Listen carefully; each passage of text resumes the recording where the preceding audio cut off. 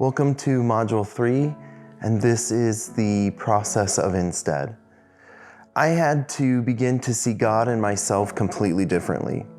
My fight began with Isaiah 60, 1 through 5, which we'd read in the last module. And I began to look at that word again and again, and what began to stick out to me was part of the first verse where it says, "The glory and brilliance of the Lord has risen upon you." And if you remember in the last video, I'd said what the Lord was really trying to do is he was trying to talk to me about what he was doing in my future, and he wasn't concerned with what had happened in my past because he'd already dealt with my past when Jesus died on the cross.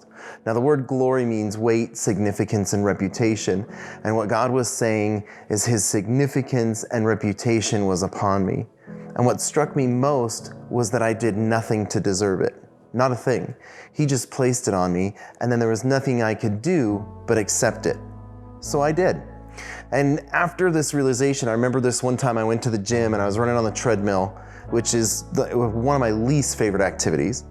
And I began watching this show, and I just, you're running and you put your little phone down there so to distract you from the fact that you have to run.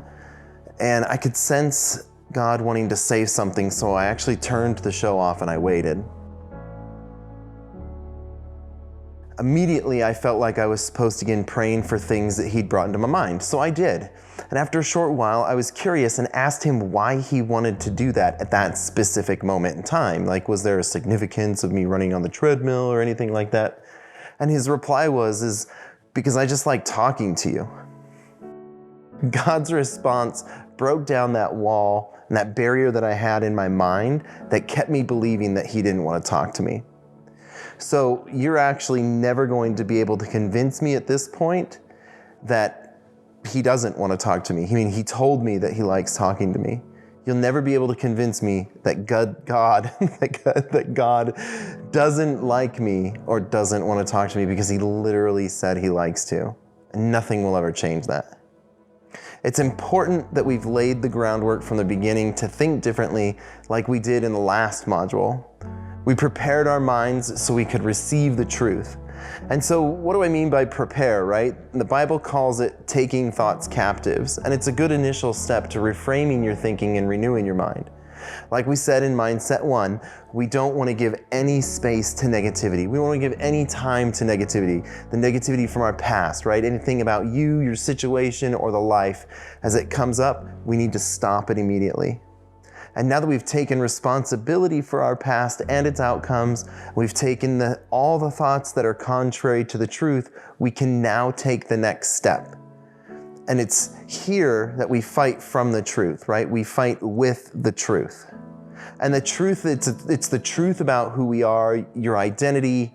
And we do this because you can only change a mindset with a mindset. The Bible says we bring those thoughts into captive, and that means we overpower and we subdue them. We make them do what we want them to do.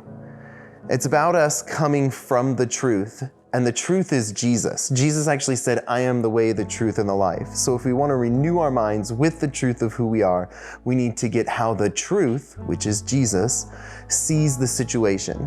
And so that brings us to mindset number 2. And mindset number 2 is, it's not just enough to believe, we actually have to be fully convinced. We have to be fully persuaded, right? I heard when I was taught this concept and I was going through this process, I heard it put, we have to be fully persuaded. Believing in the truth of who you are is good. However, it's not good enough. You have to be fully convinced of the truth of who you are. This means 100% certain nothing deters you from the truth. It's from this frame of thinking that you attack all negativity.